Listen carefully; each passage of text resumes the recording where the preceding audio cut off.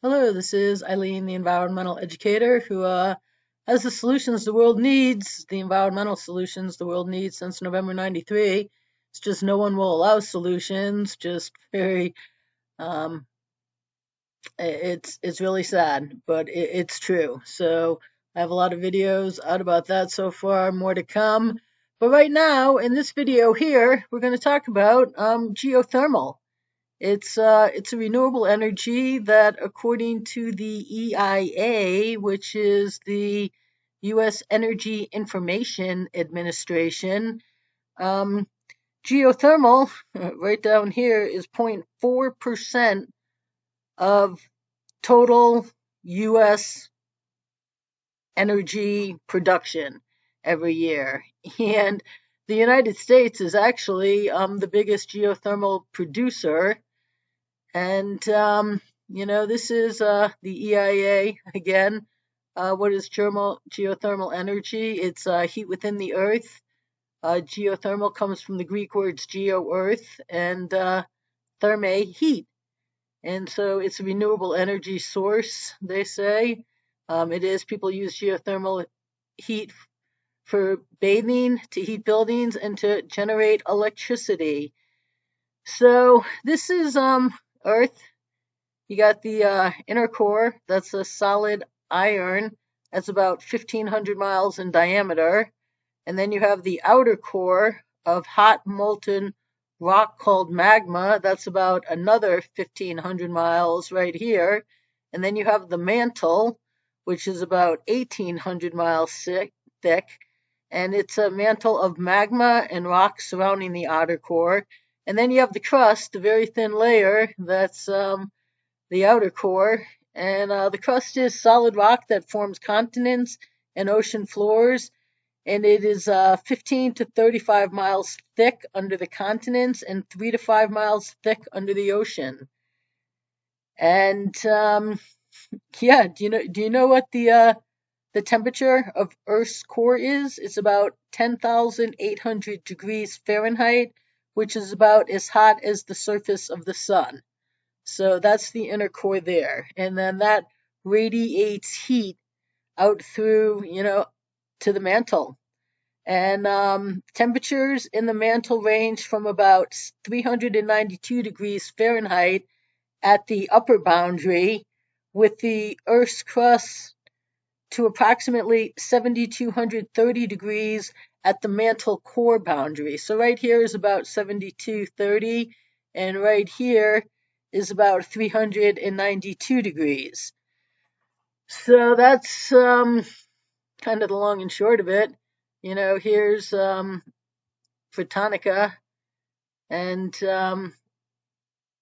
geothermal is a form of energy conversion in which heat energy from within Earth is captured and harnessed for cooking, bathing, space heating, electrical power generation, and other uses.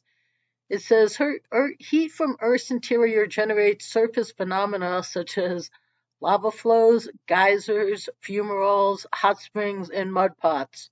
And that right there, outside of wildlife, pretty much sums up Yellowstone. So, and Yellowstone is a super volcano right underneath all of these things that are attractions in the park. And if you've ever, if you've never been there, get there if you can. It's becoming tougher. I hear this summer, because the parks have becoming so popular in the past couple summers. You actually have to have a reservation to go, even for a day trip. I mean, I live right outside of Yellowstone, and we can't just go, oh, yeah, I think I'll go down to the park this weekend. I got a day off, and yeah, it'll be a nice day. But no, you have to have a reservation to get into a national park now. But man, oh man, if you can ever get to Yellowstone, it is just awe-inspiring that you're like, this is the surface of the earth. I'll do a video about Yellowstone someday. But so it says, well, we're getting into technicalities there, but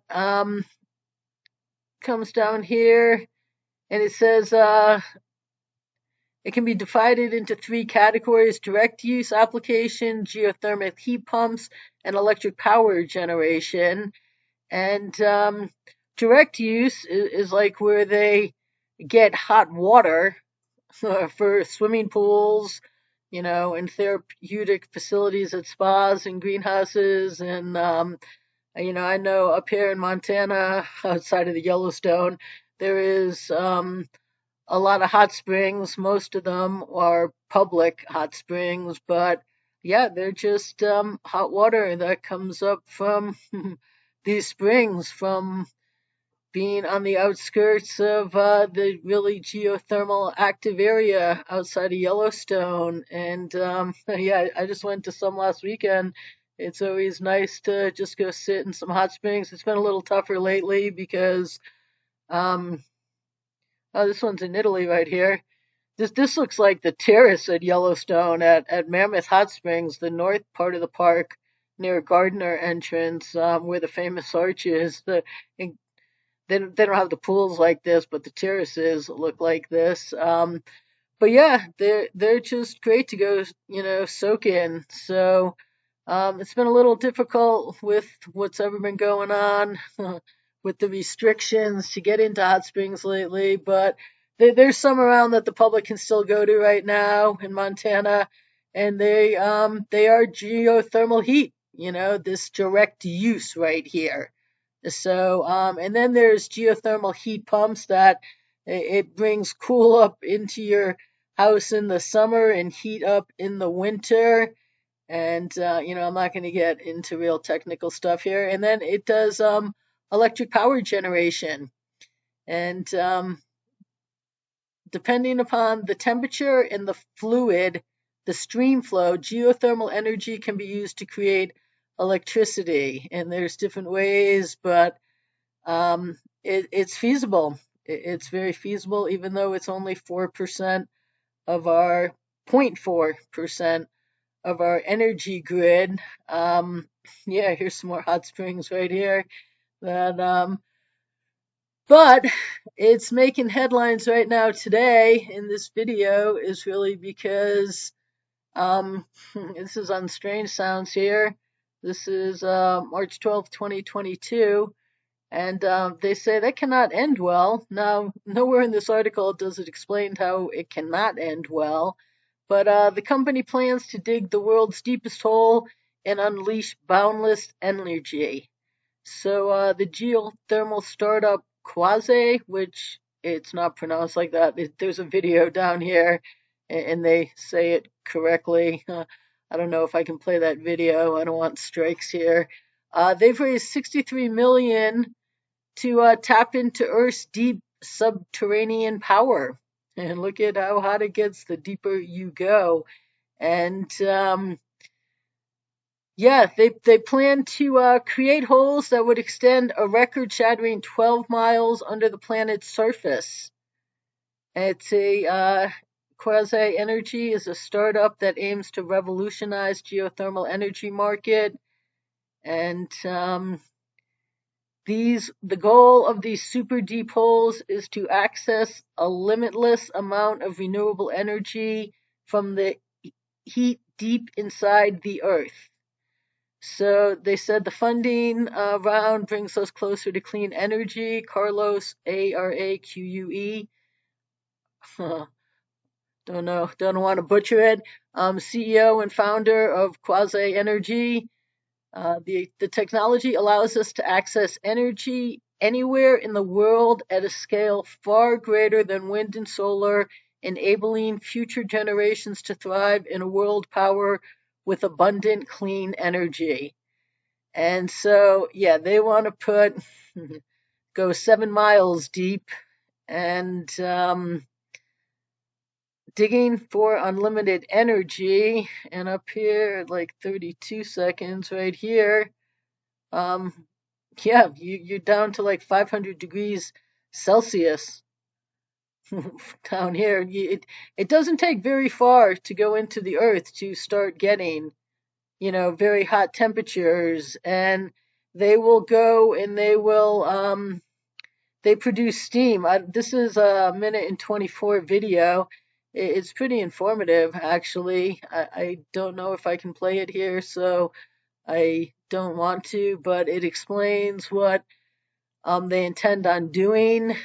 And yeah, right now, a lot of geothermal energy is when it's used, it's used in places. It's in some of these articles I have here, but it's used like near faults because the geothermal, the heat will rise through the faults and it makes it easy. And usually near faults, there's geothermal activity like volcanoes um, but this company is taking it so that it can just be used anywhere because the center of the earth is anywhere and earth's interior heat is anywhere. It's easier to access when it's near geothermal places like Yellowstone. I mean, I know somebody in Big Sky that they were thinking about putting geothermal heat into a house they were building, but it was 50 grand up front in costs to do it, and they decided against it. But there are places it is 0.4% of the energy grid, and there are places around Yellowstone that do have it. There's companies that put it in, but that's near a very big super volcano and a massive geothermal energy source. But yeah, this guy says right, you can take it anywhere. So he's planning on doing that. He's going to current geothermal plants are typically built in areas where hot rock is located close to Earth's surface, such as tectonically active fault lines, which makes it easier to tap our planet's natural heat and convert into steam powered electricity. But he says geothermal could play a much bigger role in meeting the planet's world's energy needs if plants could access the hot rocks that is globally available several miles under the planet's surface. So this guy, Quasi, which is a spinoff of MIT, so there's some brain power behind this. Yeah, it's going to use vacuum tubes known as gyrotons to shoot millimeter wavelength beams to powered by electrons in a strong magnetic field. And using the devices, that's how they're going to burn a hole almost twice as far into Earth as the deepest holes ever made, which is by Russia, which is 7.5 miles. And what did I say? These guys are going 12 miles under the planet's surface, so not really twice as much, but about 1.6, 1.66 as much maybe. And but pretty deep. That's you wouldn't want to fall into that. It's not going to take you to China, but you wouldn't want to fall into it. And they just say that this untapped source of deep earth power could wind up as part of the multi-pronged approach to ending our civilization's reliance on fossil fuels, which are the main cause of human-driven climate change. It may emerge as a clean power source. I mean, it is. It doesn't have to emerge. It would be emerging in that it's really becoming used, more than 4.4%. But, clean energy is only, 20% of the power grid? Hydropower 6, wind 9.2, solar 2.8. So, geothermal at 0.4 isn't really that far behind solar at 2.8. But okay, we'll give you that. So, um, yeah, it's he's taken this. He's confident. Oh, he gets a little silly here, but yeah, he's confident in this, and it's actually now this article, the headline here, that cannot end well. there's there's strange sounds. They put out some good, interesting articles, but there's actually nothing in here that says how this couldn't end well. So, um, you know, I why not? I mean, it's viable, I guess. You know, they say Earth's temperature will always be that hot. We'll see, if starting to open up holes in the earth um, makes changes. And um, yeah, I don't know how they vent it to make sure that these holes don't get too hot so then they don't start cracking and whatnot. But as I say, there is some brain power here. Some MIT is behind it. So, um, you don't hear the powers that are talking about this, but you don't hear them talking about any of the viable environmental solutions the world needs that, would have solved our problems long ago.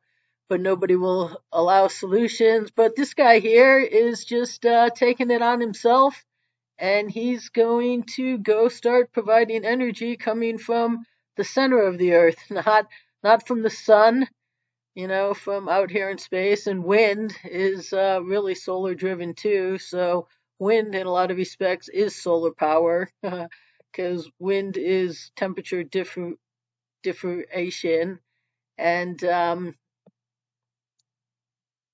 so that really, Earth's temperature is driven by the sun. So interesting startup right here. And if you want to take a minute and 24, you can go watch this interesting video. It's on Strange Sounds right now, but it's out here on YouTube. Here's how digging the world's deepest hole could let us tap into limitless energy. It's worth a minute 24. So stay tuned, people.